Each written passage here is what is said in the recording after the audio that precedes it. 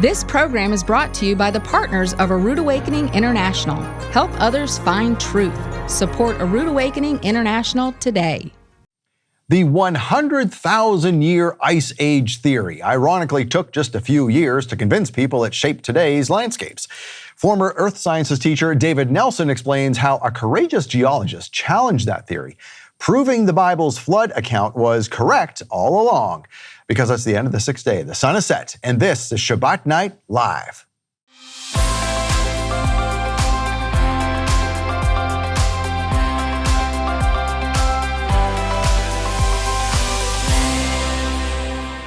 Well, Shabbat Shalom, Torah fans. It is Shabbat Night Live with Michael Rood. If you saw last week's episode, we started a new series from David Nelson claiming there has never been an ice age, get that, and that landscapes we see today are all the result of Noah's flood. Well, tonight, more evidence emerges. This is going to be a fun one. It's the Ice Age Myth, Episode 2, The Awakening Science of Water Deluge. Yes, lots of evidence here tonight. With my guest tonight is David Nelson, and this is my co-host, Matthew Weimer. Welcome, sir. Thank you, Scott. Good to be here. Yeah, good to have you. So last week we talked all about how, so Shavuot is behind us.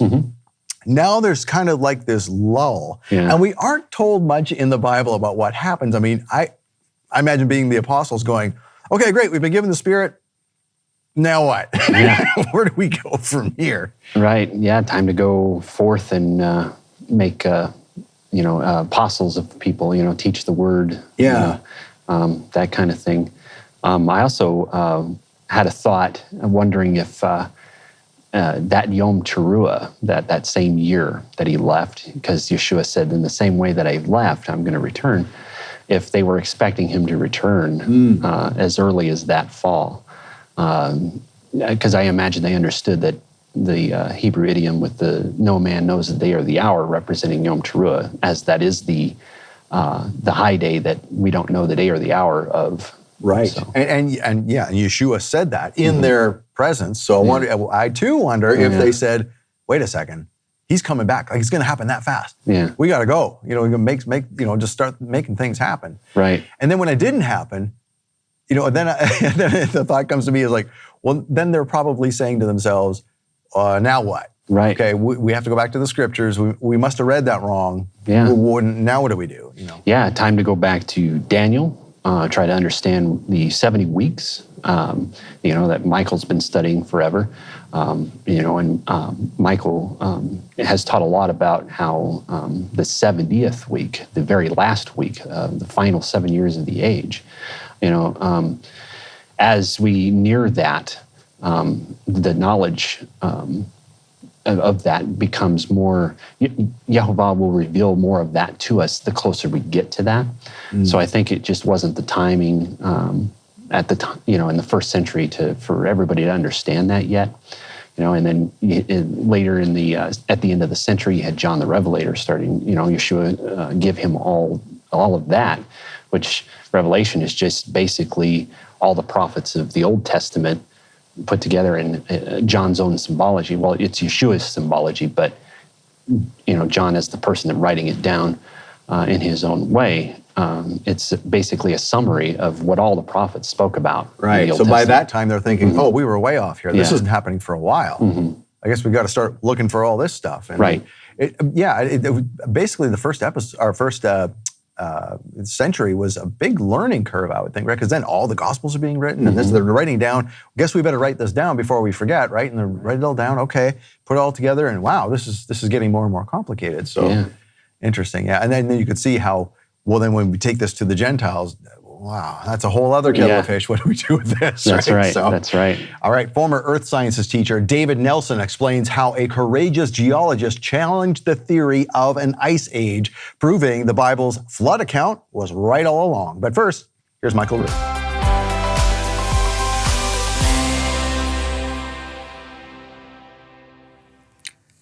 The traditions that we have in modern-day Judaism remind us of what we did in the temple, and some of these traditions go back long before the temple in Jerusalem.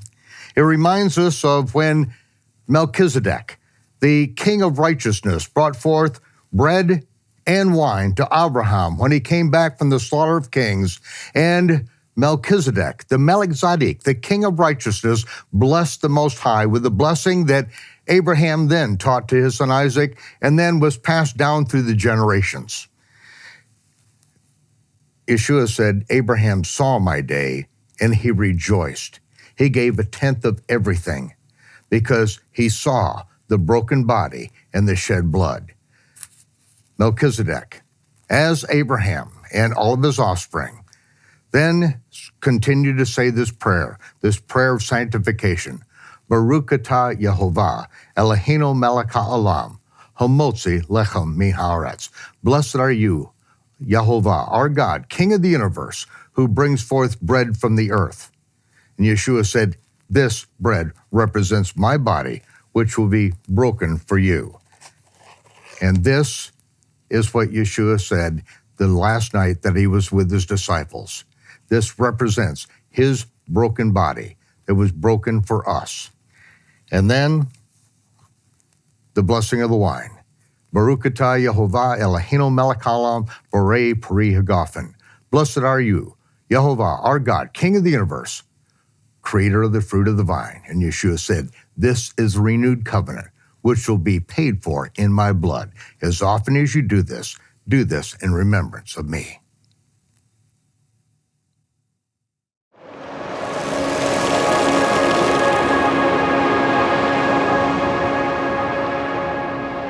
Well, last week we learned that a glacier is not necessarily a glacier because it might be a flood. Well, how can that happen? There's things that glaciers do that floods can't, just water can't do the same thing that ice can.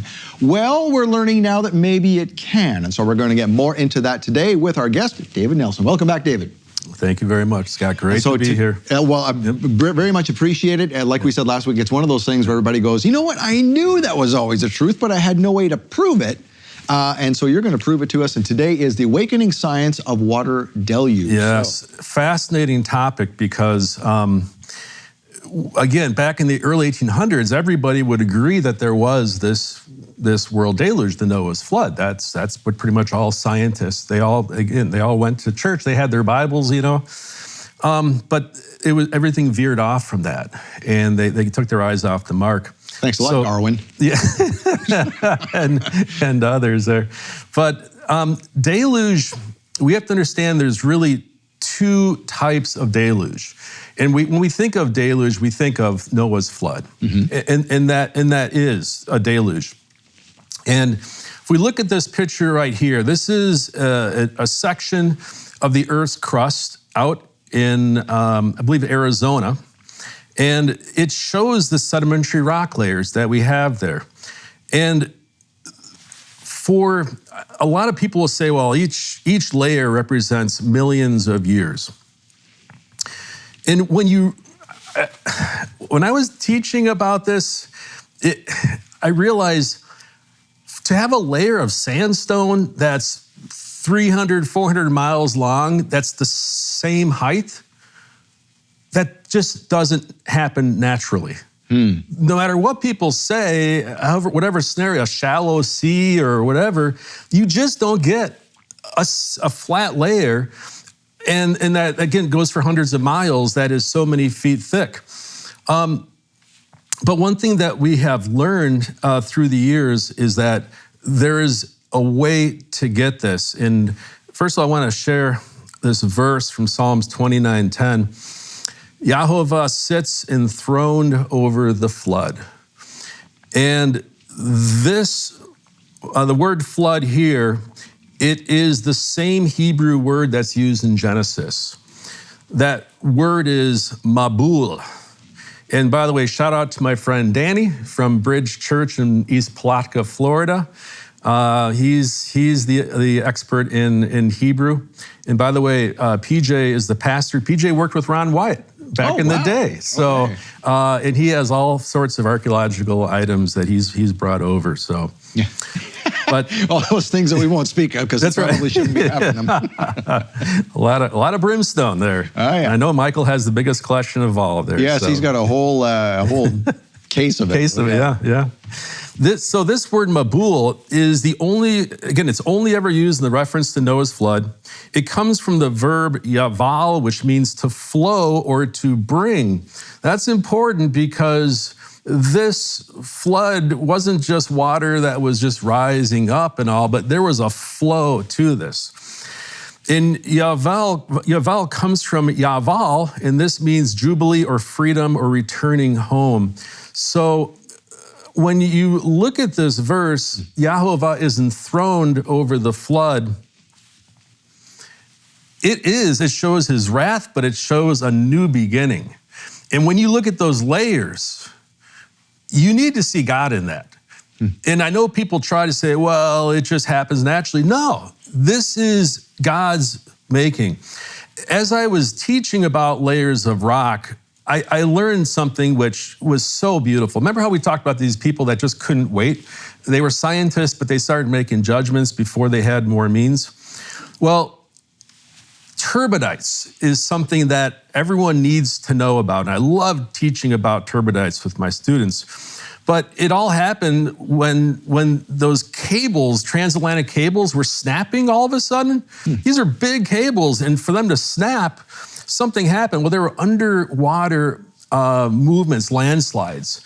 And they found out that they were given the name turbidites, and they would deposit like 20-foot instantaneous layers that went for a long, long ways. And you can look in a tank, and this is a picture of some people doing a lab situation, where as long as you have energy poured in with the substance, it's just gonna travel underwater. So this energy, again, just moves, and it drops off a layer however many inches or feet thick and all.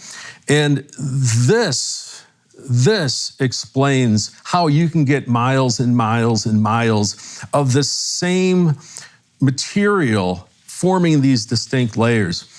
And it goes for the clays and for the sand. It's no matter what the material, you get these same layers. All it takes is energy. We serve the living God who will provide energy for whatever he needs to do. There's an endless supply. And Scott, you're from Toronto, right? I'm from Canada, but Toronto, yeah, I'm very familiar with Toronto. Okay. This is Niagara limestone. Again, in Wisconsin, eastern Wisconsin, it surfaces. It's 100 yards thick, like from Wisconsin all the way towards New York, Niagara Falls, Toronto area. And basically, the upper part of this has all these jumbled fossils together. Below that, it's like pure limestone. And then below that, it's limestone with chunks of clay. As an earth science teacher, I wanted to know all about this, so I remember talking to some people who worked at these quarries and all. And it's fascinating to find how in the world do you get all this jumbled towards the surface and all, unless there is some type of movement of material going across. You get the same deposits. You don't get these different fossils all the way down to the bottom, but they've been brought up to the surface during this deposit time. In Isaiah 24:18-19, the floodgates of the heavens are open. The foundations of the earth shake. The earth is broken up. The earth is split asunder, and the earth is thoroughly shaken. Check this out. This is out west. And again, we see 2 miles of sedimentary rock, which right there is amazing. But we see where the earth was split. It wasn't split during these layerings. And again, people are like, whoa, there's millions of years for each layer. No, the split happened at the end of all of those layers. And if you look at this image, on the far left, that V, that layer was lifted up to the right 1 mile in the sky. So this ground split and was raised up. So now what was once level is now 1 mile higher than where it was. This is after the flood. And there was volcanism. So after the flood, we now have tectonic action, we have volcanism going on, and we're also going to be having glaciers forming because of all the debris in the air. So to say that it was an ice age, well, it's a volcano age. There's a lot of things that were happening at once here. So again, deluge from Noah's flood gave us all these layers. But after this, if you can imagine there was water on top of this, if this is now lifted up, we now have that water that's going to be racing off the face of the earth. Isaiah 45:18, for this is what Yahovah says, he who created the heavens, he is God. He who fashioned and made the earth, he founded it. He did not create it to be empty, but formed it to be inhabited. When he forms it, he is going to use everything at his disposal there, and water is the main tool. Water gave us the unique landscapes that we have, landscapes that are great for certain kinds of agriculture, certain places to live, for refuge, all sorts of things. But this is what God has allowed to happen, and he's used this water draining off. So deluge that we're looking at, when people think of glaciers moving across the continents, it really has been misdiagnosed.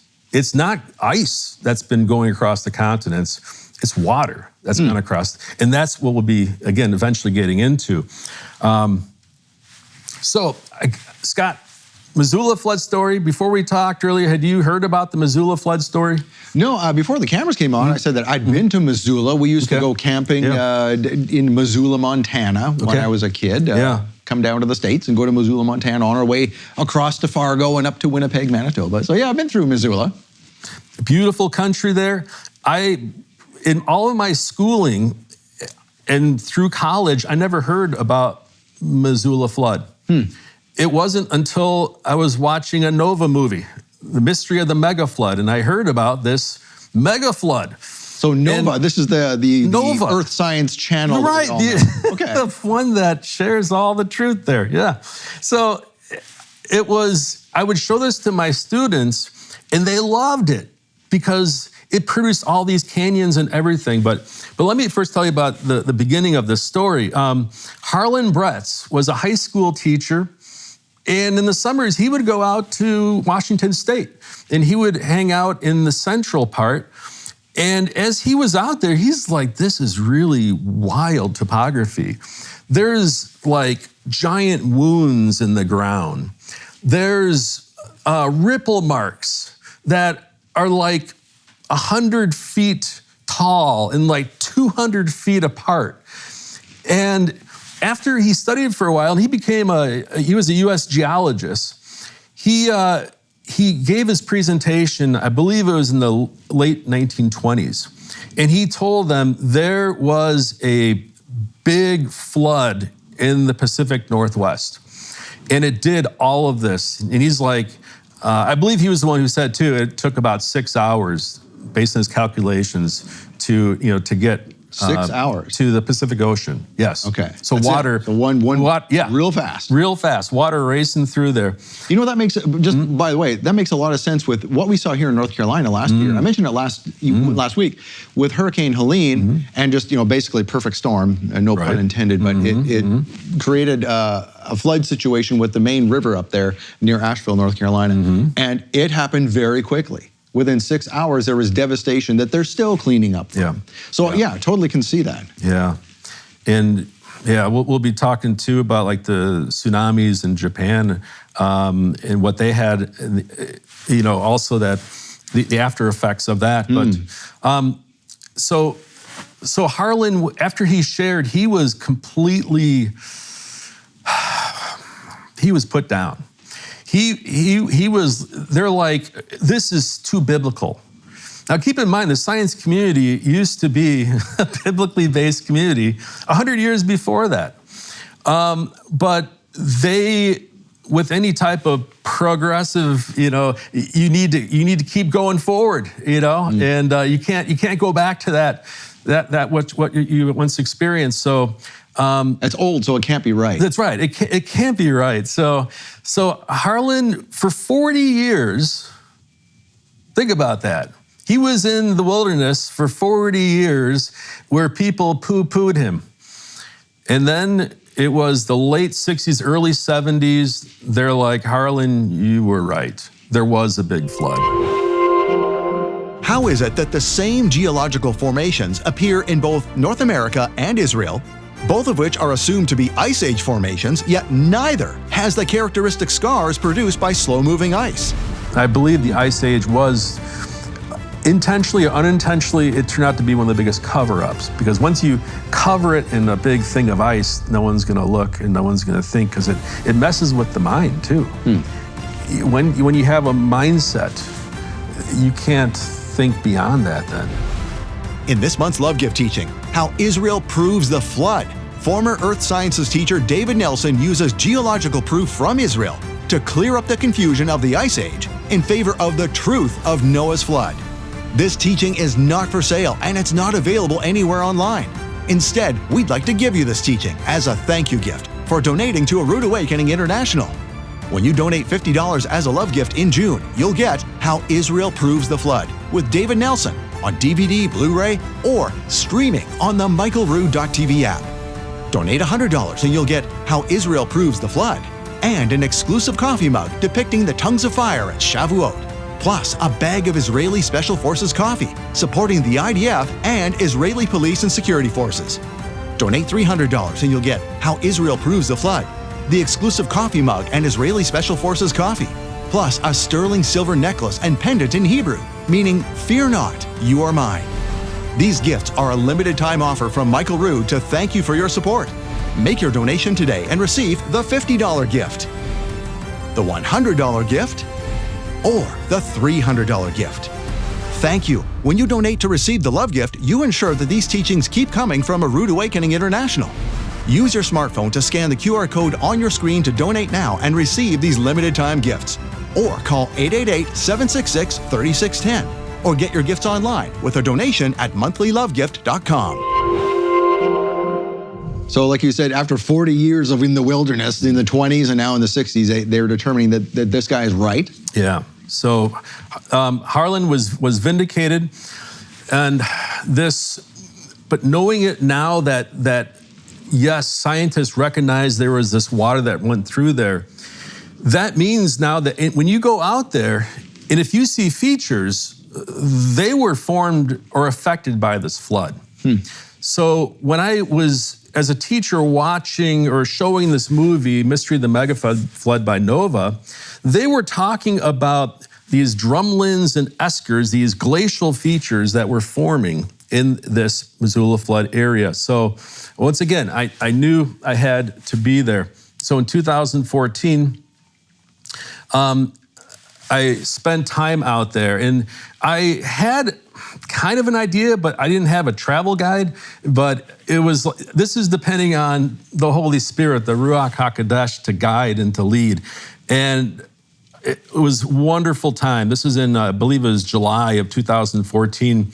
But this feature that you're looking at, Scott, is a very special rock feature. It's given the name Umatilla, and it's by Dry Falls. And Dry Falls is they're saying it's 7 times bigger than Niagara Falls, okay? When the floodwaters came through here, it would have been, again, 7 times the size.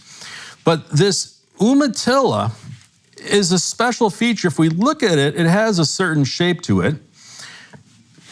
Looking at it from this perspective, you can see that that Umatilla is the same surface as the surrounding countryside behind it.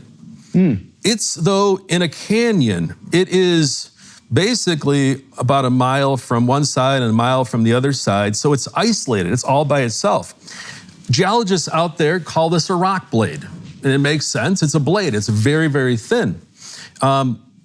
If you look at this picture right here of Umatilla, and again, it's about a mile long, so it's long, but this feature, as all that deluge water came past, it was protected. As rock disappeared by its sides, it was no longer disintegrating. And that streamlined shape that it has is like perfectly designed to withstand floodwaters. You could say the floodwaters formed it. So if you're going to build a vessel that's going to be streamlined, you can either try different things and put it through some quick water, or you can take that substance and let the waters, do it, just chisel it out. But this Umatilla was fascinating to see, and as I saw lots of other things around here that we'll get to, but it also hit me that in Wisconsin, if you look at this map of Wisconsin here, where the red star is located, this is a place that was not touched by the glaciers. This is central Wisconsin. It's flat out there, but right there in central Wisconsin is a rock that looks just like Umatilla. It's called Roche Cree, which means the rock of crying, or the rock that cries out, which is pretty fascinating when you think about it. And again, this whole area is flat. It's a couple 100 feet tall right here. You can climb up to the top of this. A friend of mine, Dave Hoffmeister, went up to the top of this, and he just started praising God, because when you're on top of this, you realize that, oh my gosh, this is so special here. Then I praised the Most High. I honored and glorified him who lives forever. How great are his signs, how mighty his wonders, from Daniel 4. And this was quoted by King Nebuchadnezzar after he was humbled, but he gave God the glory, but his signs and his wonders. This Roche Cree is a sign. Take a look at the two lined up side by side. If you start with the yellow arrow, it just shows that these have a flat surface. Now, is that flat surface from that shear force of the deluge water? Or is it just the original ground? I have my thoughts on that. The red arrow is pointing to this wedge. At the tip, the rock forms a wedge here. From Wisconsin, we have a lot of wedge hats, the cheese heads and all that. But this is a feature that you will see at the very tip. It's not naturally formed to have this wedge and all. And that blue arrow at the end is showing this saw blade edge. They both have this. And the big green arrow shows the direction that this deluge water was traveling. So this raised a lot of questions. Umatilla, everyone knows, Missoula flood produced this, okay? And this is all lava rock, which it's soft in terms of rocks, but still it's pretty hard and not that super soft. But everyone knows that the deluge waters formed that. But what about Roche Cree? I mean, this isn't a flat area. It's all by itself. What happened here? No one's talking about deluge that came through here. But if you look, Roche Cree is at the top of this image right here. There is actually a bigger deluge mesa below that in the town of Friendship, and there's also ones bigger than that further south. Notice how they're all aligned. They are all aligned north to south here. There's even a little town called Arkdale. They knew that it looks like Noah's Ark. And Dale's a big, wide valley. This is a big, wide valley. So it's so interesting when you look at the roots. But something that God is so good. When I was a kid, we would go fishing up in this area, and we stayed right at the base of this hill called Petenwell Rock. The scientists in Wisconsin call these castellated mounds because they look like castles, and they do. But when you, again, look at their sides, they're very, very vertical, and it's by the way, it's super hard. And it hit me, why is all the sandstone rock gone around this, but why did these survive? Because it's a super soft sandstone. And in realizing when deluge water is going through and you have this now beautiful streamlined shape, as the water is going by, there are shear forces that are forming, little minute vortexes, which actually could cause that sand to melt together, to actually build and become stronger. So this sand here was never that strong, but through the deluge, it actually increased its strength. And I say that because I built a model, and it's not the greatest model, but this is like the Petenwell model, okay? The deluge water was coming this way, and what we have on this end, I call it the splash wall, all right? Umatilla, same thing, there's a splash wall. It's a big wall. When the water is coming through, water had been shooting every which way because it's hitting this. Petenwell has the same thing. Well, as that water is coming past, back in the corner, there is a spot where you can see a vortex where it carved out a circular area near the base. You can walk there and you can take your hands against the sandstone and it just crumbles in your fingernails. It's super soft, yet all of this sandstone is super hard. So is that kind of like when we see in a river or after a waterfall? There's several areas like that here in North Carolina, in Brevard Forest, for example. There's a place called Triple Falls where I'm thinking of. This happens a lot. And after the water falls and then it heads to the next drop off, there are areas where there's eddies. And they just spin around and spin and spin. And then you get almost like these 5-gallon bucket holes that you can literally get into. Right, the after the water and is all. cut. Scott, we are in a world of vortex. I mean, we're going to be talking about a lot of this in a couple sessions, but vortex explains so much. But vortex is really devoid from most science classes. What we're talking about from Missoula flood is not in today's earth science classes. When I did bring this in, the kids loved it. They loved it, but it's not in the books and all. One has to wonder why. Why is this not there? And unfortunately, I think there's some sinister things about that. But so we have this Wisconsin Armada, which is a good sign that, okay, there was deluge, because it's not just one, but we have a whole bunch. They're all lined. 20 miles to the west, there's another group. And by the way, since they look like boats, ships, I call them armadas. And the name makes sense. When you look at this map here of this group of armadas, does it remind you of playing the game Battleship at all? Thinking that. It looks like a battleship. It looks like Battleship because they're all shaped, for the most part, like these little ships. And these guys are at a different inclination, which tells you about the deluge water in this vicinity right here. And when you look at them, again, close up, or just from a picture, again, they have that rocky face, and you can see some that just have that, again, the wedge at the front and that tapering to the side. Oh, by the way, one thing I didn't mention, I have to mention as well. It's very, very important, but with these deluge mesas, if the water is going this way, nope, my bad. The water's going this way, then what happens is that on this tapering end, sometimes you get material that builds up down here.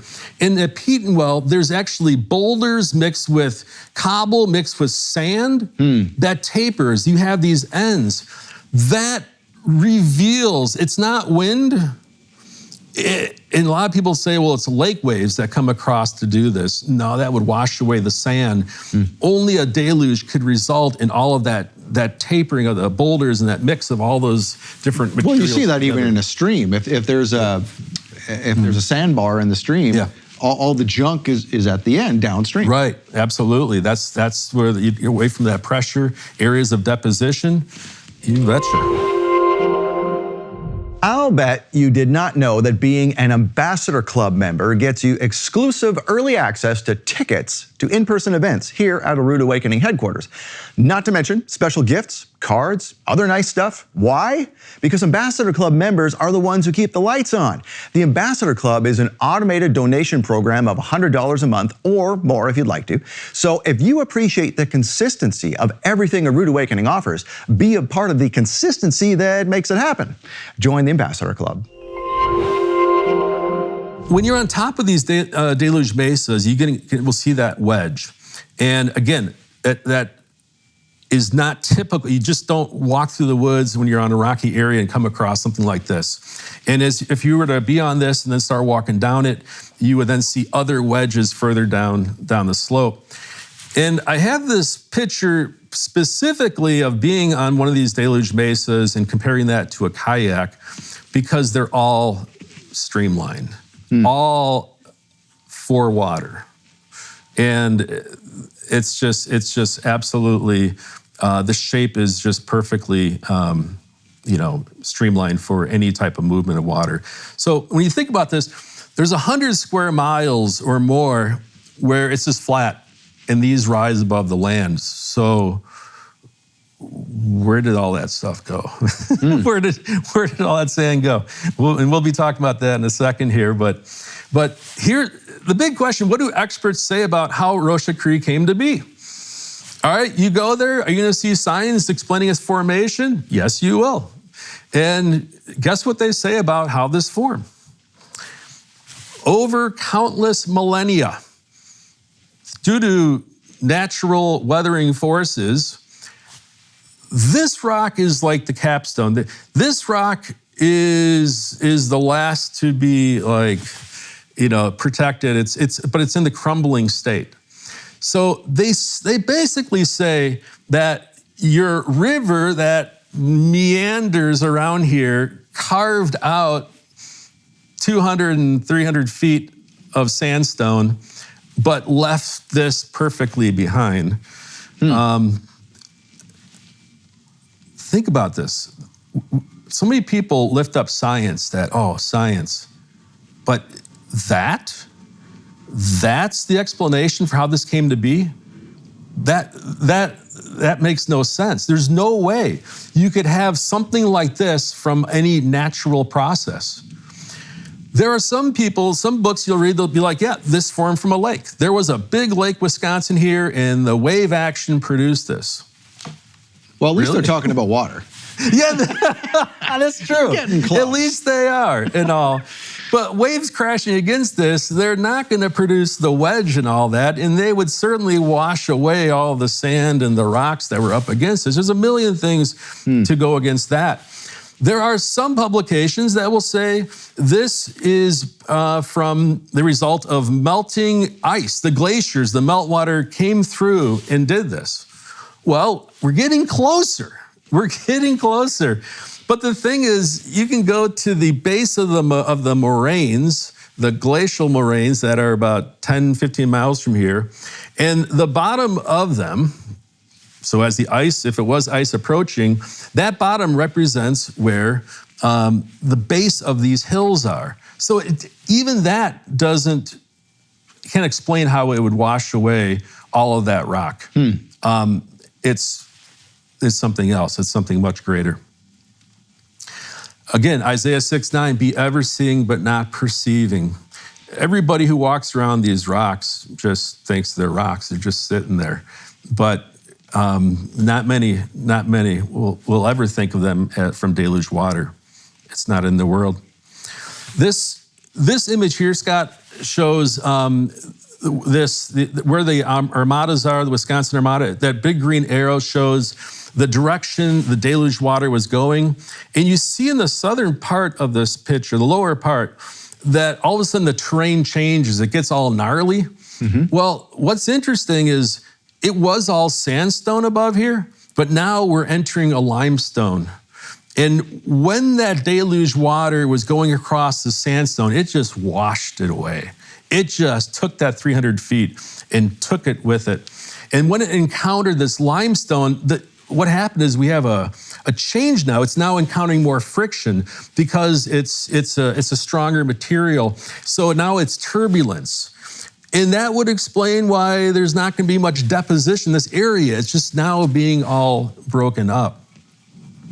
If you go out to the Missoula flood region, once again, the floodwater came through this area, and when it hit this region right here, it just carved out all of these river valleys that are all, again, aiming in the same direction right there. And that reminds me, just by the way, if you go to a beach, you say you go to Florida quite often in the winter, and you see these areas when the tide recedes, and you see all these little streak marks, where it looks just like that. Yes. From water receding. There is so much to learn from the beaches because it's a micro scale of the bigger events. Oh, absolutely, absolutely, and that shows that overall movement right there. Yes, when you are at that spot and looking out, you can see where there was the land, that surface of the ground was across there. So that was all level ground, but everything has been removed in between. The floodwaters did this. Now, Scott, this is paramount. This is huge. This is something very few people really understand, but they need to because it explains so much. We have Wisconsin. We also have, to the left, Minnesota and Iowa over there. That red arrow represents 1,300 feet.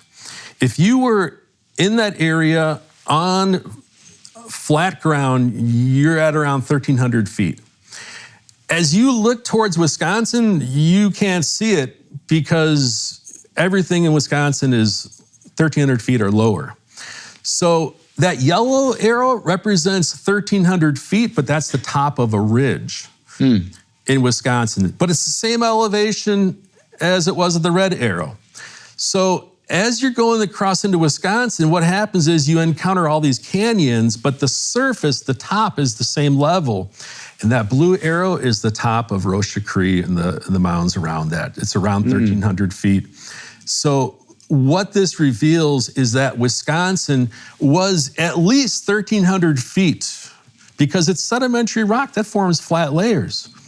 So it was all one rock mass around 1,300 feet, and now it's changed. It's radically changed.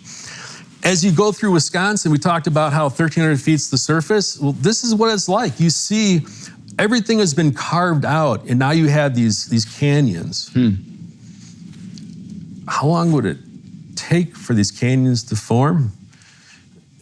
Most people would think, oh, that's a long time. No, just wait there.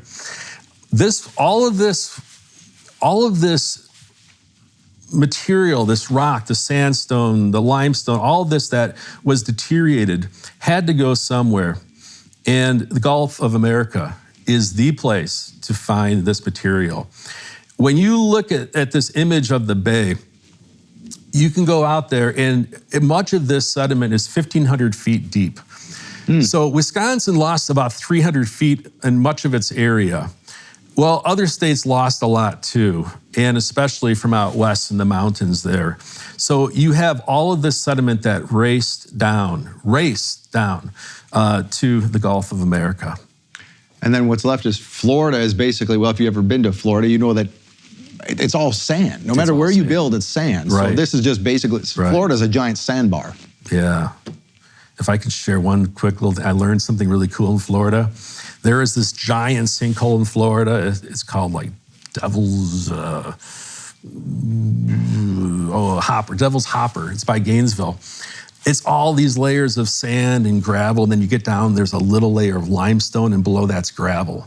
And it's like, limestone was never a rock. It was a substance that flowed across that hardened into that layer and all. But it was just, it revealed to me there's something to learn there about limestone from that right there. But this image here shows, again, that all of this material that raced from Wisconsin and beyond, it goes to the Gulf of Mexico. It wasn't a river that did this. There's all sorts of major deluge features in Alabama, in Georgia, in Arkansas, throughout this whole region. So there's nothing.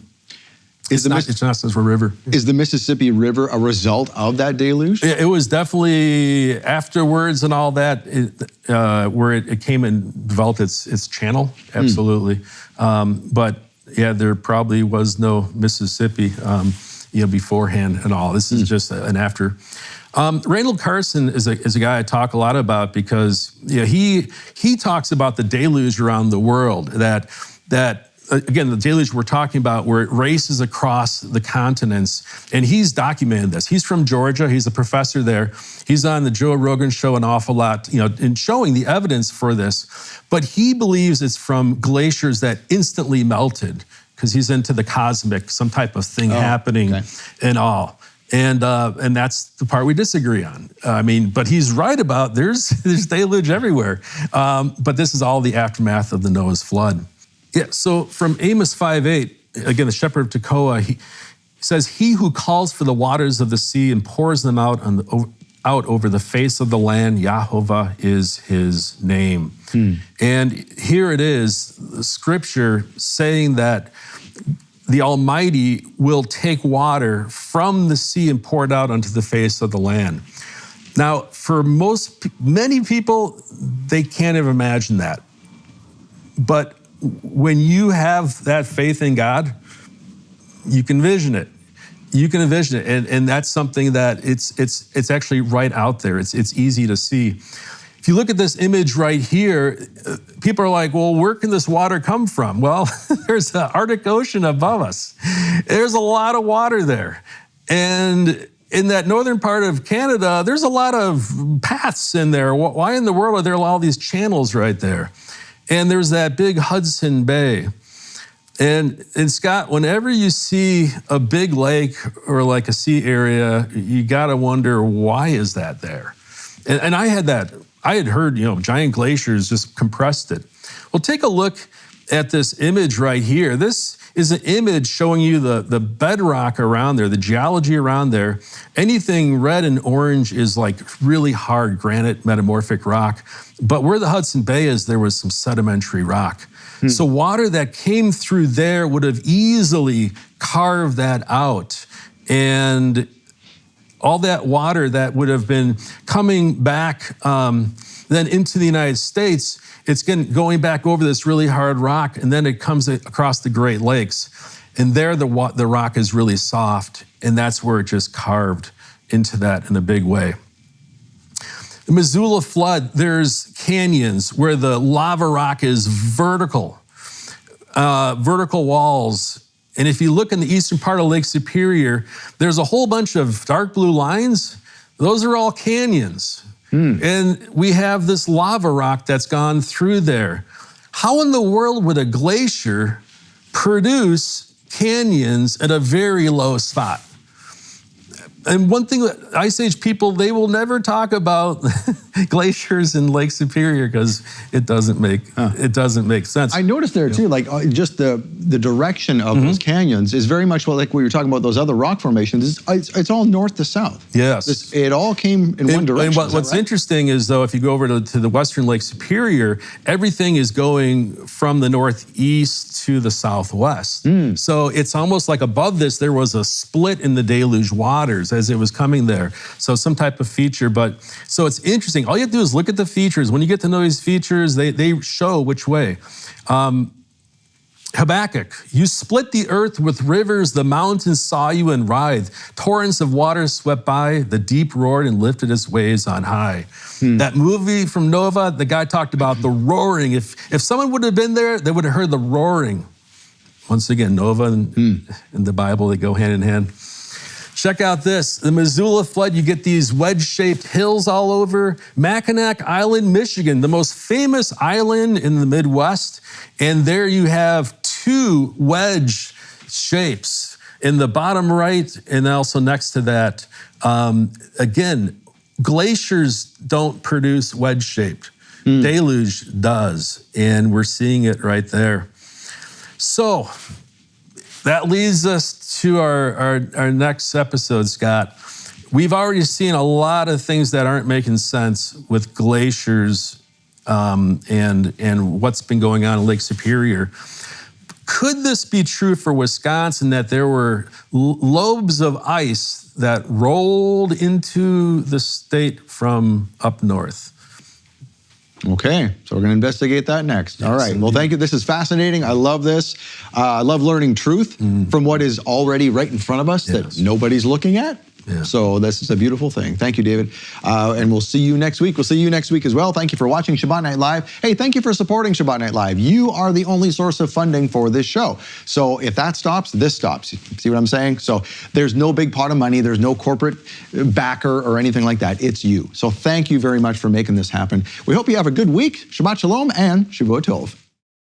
Whenever and wherever you are watching this broadcast, it represents hundreds of man-hours of production and post-production, and then it goes out to the world in several different languages. Why is this possible? It's because people like you support this ministry. We do our best to get this out freely to the entire world. Freely you have received. Now, this is your opportunity to do as Yeshua said, and freely give.